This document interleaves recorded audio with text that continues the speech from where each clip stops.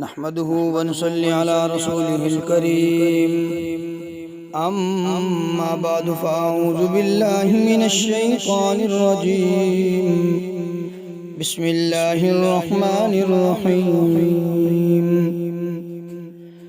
وإذ قال ربك للملائكة إني جاعل في الأرض خليفة قالوا أتجعل فيها من يفسد فيها ويسفك الدماء ونحن نسبح بحمدك ونقدس لك قال إني أعلم ما لا تعلمون صدقت يا رب العالمين۔ وَإِذْ اور جب قالا کہا گیا نہیں بھئی کہا، اور جب کہا ربو کا آپ کے رب نے للملائکہ فرشتوں سے کہ انی بے شک میں جاعل بنانے والا ہوں فی الارض زمین میں خلیفہ اپنا نائب اپنا جانشین۔ قالو تو وہ کہنے لگے، فرشتے کہنے لگے اتجعلو کیا تو بنائے گا فیہا اس زمین میں من اس کو جو یفسدو فساد پھیلائے فیہا زمین میں، فی معنی میں، ہا معنی ہا یہ اس زمین کی طرف راجع ہے، اس زمین کے اندر فساد پھیلائے، یسفی کو بہانا، الدماء خون جو خون ریزی کرے، خون بہائے، کیا تو اسے پیدا کرے گا جو خون بہائے، ونحن اور ہم نسبح تسبیح بیان کرتے ہیں بحمدی کا تیری حمد کی، تیری تعریف کی، ونقدس لک اور ہم پاکی بولتے ہیں لکا تیرے لیے، یا اللہ ہم تیری پاکی بھی بیان کرتے ہیں، تیری پاکیزگی بھی۔ قالا ارشاد فرمایا کہ انی بے شک میں اعلم زیادہ جانتا ہوں، ما اس چیز سے لا نہیں تعلمون جانتے جو تم نہیں جانتے۔ وَإِذْ قَالَ رَبُّكَ جب کہا تیرے رب نے فرشتوں کو کہ انی جاعل فی الارض خلیفہ کہ بے شک میں زمین کے اندر اپنا خلیفہ بنانے والا ہوں، اپنا جانشین اپنا ایک نائب بنانے والا ہوں۔ خلیفہ کہا جاتا ہے جو اصل کا نائب ہوتا ہے، جو اصل رب تعالیٰ کی ذات ہے، جو اس کا نائب ہے، اس کا جانشین ہے۔ تو فرشتے کہنے لگے اتجعل فیہا من یسفک الدماء کیا تو بنائے گا اس زمین کے اندر اس انسان کو کہ جو فساد پھیلائے گا اس زمین میں۔ فرشتوں کو کیسے پتہ تھا کہ انسان زمین کے اندر فساد پھیلائے گا؟ فرشتوں کے ساتھ کیا انسانوں کے ساتھ فرشتوں کی ملاقات ہوئی تھی کہ انہیں پتہ تھا؟ انسان تو ابھی بنا نہیں تھا، فرشتوں کو کیسے علم تھا؟ دو باتیں یاد رکھیے گا، ایک تو یا تو رب تعالیٰ کی جانب سے ان فرشتوں کو بتلا دیا گیا تھا، دوسری بات یہ ہے کہ اللہ کریم جل شانہ نے دو قسم کی مخلوقوں کو پہلے پیدا فرمایا۔ زمین و آسمان بنانے کے بعد دو قسم کی مخلوقیں تھیں، ان کے اندر فرشتے تھے یا جنات تھے۔ فرشتوں کو اللہ کریم نے آسمان والی جگہ نصیب فرمائی، اور جو جنات تھے انہیں اللہ کریم نے زمین کے اندر بھیجا، اور جو زمین کے اندر جنات تھے وہ فساد پھیلایا کرتے تھے، خون ریزی کیا کرتے تھے۔ اب اللہ کریم نے پھر فرشتوں کی ایک جماعت کو جنات کے ساتھ مقابلہ کرنے کے لیے بھی بھیجا تھا، لیکن فرشتے وہ آسمان پر رہتے تھے اور جو زمین پر رہنے والی مخلوق وہ جنات تھی۔ فرشتوں کو اس بات سے اندازہ تھا کہ جنات نے زمین کے اندر فساد پھیلایا، اسی اندازے پر اور اسی پر قیاس کرتے ہوئے انہوں نے یہ کہہ دیا کہ جنات نے جیسے فساد پھیلایا ہے اسی طرح انسان بھی زمین کے اندر فساد پھیلائیں گے، وہ بھی خون ریزیاں کریں گے، قتل گاری وہ بھی کریں گے۔ ونحن نسبح کہنے لگے کہ ہم نسبح تسبیح بیان کرتے ہیں بحمدی کا تیری حمد کی، ونقدس لک اور تیری پاکی بیان کرتے ہیں۔ یا اللہ تیری پاکی بیان کرنے کے لیے ہم ہی کافی ہیں، انسان کو بنانے کی کیا ضرورت ہے؟ ہم ہر وقت تیری پاکی بیان کرتے ہیں، ہر وقت تیری تسبیح کے اندر لگے ہوئے ہیں۔ تو اللہ کریم نے فرمایا کہ انی اعلم ما لا تعلمون، میں وہ کچھ جانتا ہوں جس کو تم نہیں جانتے، میں وہ کچھ جانتا ہوں جسے تم نہیں جانتے، تمہیں نہیں پتہ اس بات کا، تمہیں اس چیز کی حکمت کا نہیں پتہ کہ انسان کو بنانے کے اندر حکمت کیا ہے، انسان کو پیدا کرنے کے اندر حکمت کیا ہے۔ اب اللہ کریم جل شانہ نے حضرت آدم علیہ السلام کی تخلیق فرمائی، اس کے بعد آدم علیہ السلام کی تخلیق کے بعد وعلم، سکھلایا آدم الاسماء، آدم علیہ السلام کو نام، کلہا، ہر ایک چیز کے نام سکھلایا۔ اب اللہ کریم جل شانہ نے جب آدم علیہ السلام کی تخلیق فرمائی ہے، اس کے بعد حضرت آدم علیہ السلام کو بھی اور فرشتوں کو بھی ایک جگہ پر جمع کر کے فرشتوں سے ان چیزوں کے متعلق پوچھا بھی یہ چیزیں کیا ہیں۔ مفسرین نے لکھا ہے کہ چھوٹی چھوٹی چیزیں اس کے اندر رکھی ہوئی تھی، جیسے یہ گلاس ہو گیا، جگ ہو گیا، چمچی ہوگی، دیچکی ہوگی وغیرہ، یہ وہ چھوٹی موٹی جو گھر کے اندر استعمال ہونے والی جو چیزیں ہوا کرتی ہیں وہ۔ اب اللہ کریم جل شانہ نے فرشتوں سے پوچھا ہمیں بتلاؤ ان کے نام، وہ کہنے لگے جی لا علم لنا الا ما علمتنا، ہمیں اس بات کا علم نہیں ہے، تو نے جتنا ہمیں سکھایا ہمیں تو بس اسی بات کا علم ہے، ان چیزوں کے نام آپ نے ہمیں نہیں سکھلائے تو ہمیں نہیں پتہ۔ اللہ کریم نے حضرت آدم علیہ السلام سے پوچھا ہاں بھی بتلائیے ان کے نام۔ حضرت آدم علیہ السلام نے ہر ایک کے نام بتلا دیے، یہ جگ ہے، یہ گلاس ہے، یہ فلاں ہے، یہ چمچی ہے وغیرہ وغیرہ، ہر ایک چیز کے نام بتلائے۔ تو اللہ کریم جل شانہ نے ارشاد فرمایا پھر فرشتوں کو، کیا میں نے تمہیں نہیں کہا تھا کہ میں وہ کچھ جانتا ہوں جسے تم نہیں جانتے؟ مجھے پتہ تھا اس بات کا کہ انسان یہ زیادہ علم رکھتا ہے، علم کے اندر تم سے آگے ہے، مجھے اس چیز کا ادراک تھا، تمہیں اس بات کا ادراک نہیں تھا، اسی لیے تم نے کہہ دیا کہ یا اللہ تیری عبادت کے لیے ہم ہی کافی ہیں۔ اب دیکھیے اس کا معنی، وعلم، اور سکھلایا آدم الاسماء، آدم کو نام سکھلائے، کلہا، ہر ایک چیز کے۔ مفسرین نے اس کے اندر یہ بھی لکھا ہے کہ کلہا، ہر ایک چیز کے یہ معنی کہ اللہ کریم نے پوری روئے زمین پر جتنی بھی اشیاء تھی اللہ کریم نے ہر ایک چیز کا علم دے دیا تھا آدم علیہ السلام، سب کچھ سکھلا دیا تھا۔ ثم عرضہم، پھر وہ پیش کی علی الملائکہ، فرشتوں پر، وہ چیزیں پیش کی فرشتوں پر، عرضہ کا معنی ہوتا ہے پیش کرنا، فرشتوں پر پیش کی۔ فقالا، اور ارشاد فرمایا کہ انبئونی، تم خبر دو مجھے، تم بتلاؤ مجھے، اسمائی ہاؤلا، ان چیزوں کے نام، اسماء نام، ہاؤلا یہ چیزیں، ان چیزوں کے تم مجھے نام بتلاؤ، ان کنتم صادقین، اگر تم سچے ہو اپنے اس دعوے کے اندر کہ وہ زمین کے اندر فساد پھیلائے گا، خون ریزی کرے گا، اس کے علاوہ اور وہ کچھ نہیں کرے گا، اگر تم اپنے اس دعوے کے اندر سچے ہو تو ان چیزوں کے نام بتلاؤ۔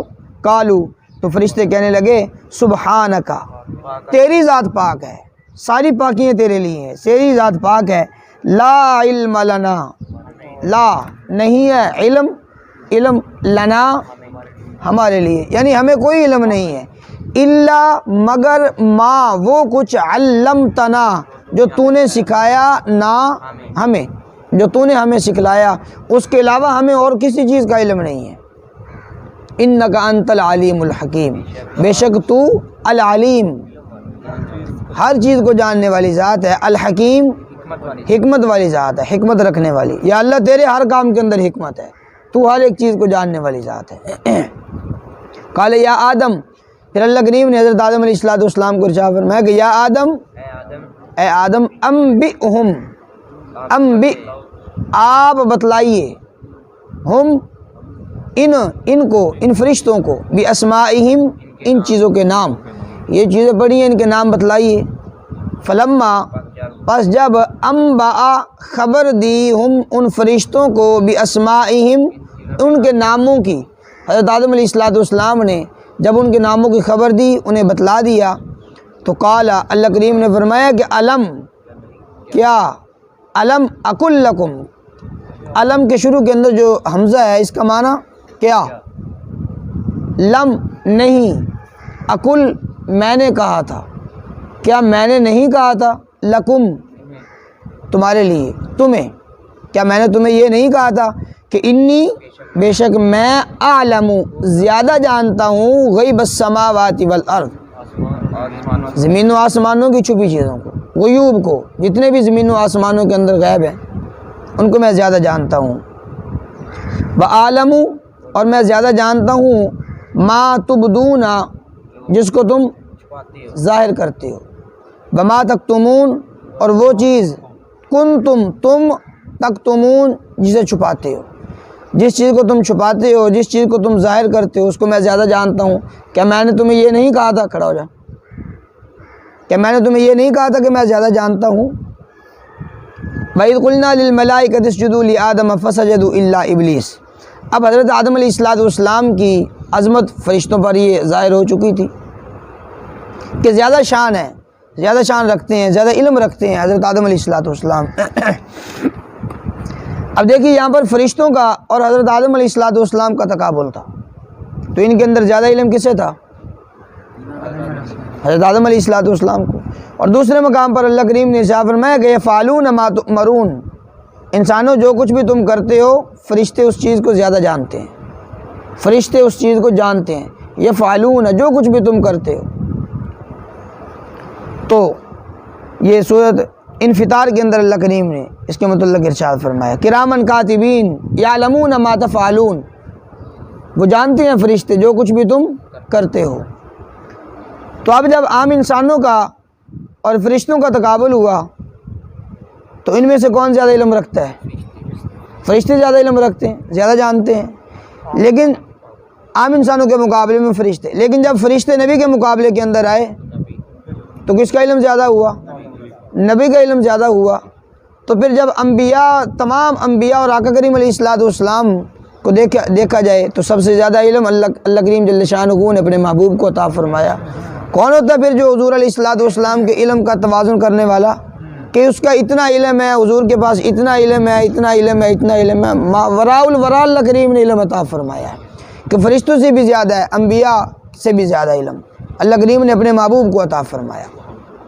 خیر، وَإِذْ قَالَ رَبُّكَ لِلْمَلَائِكَةِ وَإِذْ قُلْنَا لِلْمَلَائِكَةِ اسْجُدُوا لِآدَمَ فَسَجَدُوا إِلَّا إِبْلِيسَ، جب قلنا ہم نے کہا للملائکہ فرشتوں سے کہ اسجدو سجدہ کرو لآدم آدم علیہ السلام کو، فسجدو سب نے سجدہ کر دیا، الا ابلیس سوائے ابلیس کے، سوائے ابلیس کے، ابلیس نے سجدہ نہ کیا، ابا انکار کر دیا، واستکبرا اور تکبر کیا، وکان من الکافرین ہو گیا انکار کرنے والوں میں، انکار کرنے والوں کے اندر وہ شامل ہو گیا۔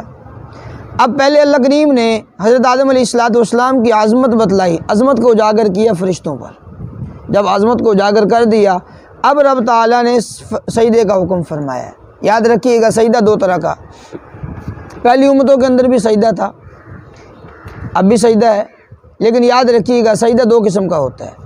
ایک ہوتا ہے سجدہ عبادت، کسی کو معبود سمجھ کر اسے سجدہ کیا جائے جیسے ہم اللہ کی ذات کو سجدہ کرتے ہیں، اور دوسرا ہوتا ہے سجدہ تعظیمی، کسی کی عظمت کے لیے، کسی کی تعظیم کے لیے، جیسے عموماً یہ کسی کو سلام کرتے ہوئے اس کا ہاتھ چوم لیا جاتا ہے، اس کے سامنے کچھ صورت یہ سر جھکا لینا ہوتا ہے، یہ تعظیم کے لیے ہوتا ہے نا، اس کا ہاتھ چومنا یا اس کے ہاتھوں کو یوں پکڑنا اور جناب یوں سینے کے ساتھ لگا لینا، یہ تعظیم کے لیے ہے۔ ایک تو یہ سلام ہے تعظیمی، اور دوسرا سجدہ تعظیمی، کسی کی تعظیم کے لیے اس کے سامنے سجدہ کر دینا۔ پچھلی امتوں کے اندر یہ جائز رہا، لیکن شریعت محمدی کے اندر صرف اور صرف ایک ہی سجدہ جائز ہے، وہ ہے سجدہ عبادت۔ عبادت کے لیے جو سجدہ کیا جاتا ہے وہی جائز ہے، اس کے علاوہ کسی کی تعظیم کے لیے سجدہ کیا جائے وہ حرام ہے۔ حضرت سلمان رضی اللہ تعالیٰ عنہ کہنے لگے یا رسول اللہ صلی اللہ تعالیٰ علیہ وسلم، میرا دل کرتا ہے کہ میں آپ کو سجدہ ہی کر دوں، اتنی مجھے آپ کے ساتھ محبت ہے۔ اللہ کے نبی حضور پر نور جناب رسول اللہ صلی اللہ تعالیٰ علیہ وسلم نے ارشاد فرمایا کہ شریعت محمدی کے اندر سجدہ تعظیمی جائز نہیں ہے، مجھے سجدہ مت کرو۔ اور اگر سجدہ کرنے کا حکم ہوتا تو بیوی کے لیے یہ حکم ہوتا کہ وہ اپنے خاوند کو سجدہ کرے، وہ بھی حکم نہیں ہے تو اب کسی کو سجدہ کرنے کی کوئی ضرورت نہیں ہے، نہ ہی یہ سجدہ جائز ہے۔ شریعت محمدی کے اندر صرف ایک ہی سجدہ جائز ہے، وہ ہے سجدہ عبادت، سجدہ تعظیمی، خواہ کوئی بڑا انسان ہو، کوئی اپنا استاد ہو، کوئی پیر ہو، کوئی دربار ہو، کوئی قبر ہو، کچھ بھی چیز ہو، اسے سجدہ تعظیمی کیا جائے تو یہ جائز نہیں ہے، سجدہ تعظیمی جائز نہیں ہے، صرف ایک ہی سجدہ جائز ہے، وہ ہے سجدہ عبادت۔ یہاں پر حضرت آدم علیہ السلام کو جو سجدہ کیا گیا یہ سجدہ تعظیمی تھا، اور پچھلی شریعتوں کے اندر یہ سجدہ جائز تھا، سجدہ تعظیمی۔ اسی طرح آپ حضرات پڑھیں گے حضرت یوسف علیہ السلام کو سجدہ کیا ان کے بھائیوں نے جب وہ مصر کے اندر آ گئے، تو وہاں پر وہ جو سجدہ تھا وہ سجدہ تعظیمی تھا، سجدہ عبادت نہیں تھا۔ پچھلی امتوں کے اندر سجدہ تعظیمی جائز تھا، اب سجدہ تعظیمی جائز نہیں ہے۔ خیر اللہ کریم نے فرمایا کہ سجدہ کرو، سب نے سجدہ کیا، سب نے سجدہ کیا الا ابلیس، سوائے ابلیس کے۔ ایک ہے ابلیس، ایک ہے شیطان۔ شیطان یہ شیطانہ سے ہے، شیطانہ کا معنی ہوتا ہے دور ہونا، رب کی رحمت سے دور ہونے والا۔ تو شیطان کو شیطان اس لیے کہا جاتا ہے چونکہ یہ اللہ کریم کی رحمت سے دور ہو گیا۔ اور دوسرا لفظ ابلیس، اس کا معنی ہوتا ہے رحمت الہی سے مایوس ہونا یا مایوس ہونے والا۔ تو ابلیس کو ابلیس اس لیے کہا جاتا ہے کہ یہ مایوس ہوا تو وہاں سے دھتکار دیا گیا، نکال دیا گیا۔ شیطان کہیں تب بھی ٹھیک ہے، ابلیس کہیں تب بھی ٹھیک ہے۔ فسجدوا، سب نے سجدہ کیا الا ابلیس، سوائے ابلیس کے۔ ابا، انکار کر دیا، واستکبر، اور تکبر کیا، وکان من الکافرین، اور کافروں میں سے ہو گیا۔ تو یاد رکھیے گا یہ شیطان سب سے زیادہ عبادت کرنے والا تھا اس روئے زمین پر اللہ کریم کی، لیکن اللہ کے حکم کے سامنے جب اس نے تکبر کیا تو راندہ درگاہ ہوا اس بارگاہ عالیہ سے، دھتکار دیا گیا۔ اب یہ وہاں سے نکلا۔ تو یہ ہمارے لیے بھی اس بات کے اندر نصیحت ہے کہ اگر کوئی آدمی تکبر کرے، کسی بھی اعتبار سے تکبر کرے، مال کے اعتبار سے مال اس کے بعد بہت ہے، تکبر کرتا ہے مارا جاتا ہے۔ اور اگر کوئی آدمی اپنی شہرت اور عزت کے اعتبار سے تکبر کرے تو اللہ کریم اس عزت کو خاک میں ملا دیتے ہیں۔ اور کوئی آدمی اپنی عبادات کے ذریعے وہ تکبر کرے، جناب میں بڑا عبادت گزار ہوں، میں صبح تہجد بھی پڑھتا ہوں، اس کے بعد فجر بھی پڑھتا ہوں، پھر اشراق پڑھتا ہوں، پھر چاشت پڑھتا ہوں، پھر میں جناب تسبیح نماز پڑھتا ہوں، پھر جناب زور کی، پھر عصر کی، ساری نمازیں میں پڑھتا ہوں، اور میں بڑا عبادت گزار ہوں، ہر وقت اپنے ہاتھ میں تسبیح رکھتا ہوں، کسی بھی اعتبار سے وہ تکبر کرے تو وہ بھی مارا جاتا ہے۔ علم کا تکبر وہ بھی انسان کو ذلیل کر کے رکھ دیتا ہے، علم کا تکبر نہیں ہونا چاہیے۔ یہی وجہ ہے کہ جب شیطان نے حضرت شیخ عبد القادر جیلانی رحمۃ اللہ علیہ کو پھسلایا تو حضرت شیخ عبد القادر جیلانی رحمۃ اللہ علیہ نے فوراً پڑھا اعوذ باللہ من الشیطان الرجیم۔ شیطان بھاگا۔ شیطان نے کیا کہا تھا کہ آج آپ کو آپ کے علم نے بچا لی ہے۔ تو حضرت شیخ عبد القادر جیلانی رحمۃ اللہ علیہ نے ارشاد فرمایا کہ اگر علم بچاتا تجھے نہ بچا لیتا، تو سب سے بڑا عالم تھا، سب سے زیادہ علم رکھنے والا تھا کائنات میں، اگر علم بچاتا تجھے بچا لیتا، لیکن جب تجھے علم نے نہیں بچایا تو مجھے بھی علم نے نہیں بچایا، مجھے بچایا ہے میرے رب کی رحمت نے، میرے اللہ نے مجھے بچایا ہے۔ تو اس لیے بھائی تکبر سے اپنے آپ کو دور رکھیں، اور یہ چیپٹر یہاں پر بیان کرنا ضروری ہے تکبر والا۔ شیطان قیامت تک کے لیے گمراہ ہوا۔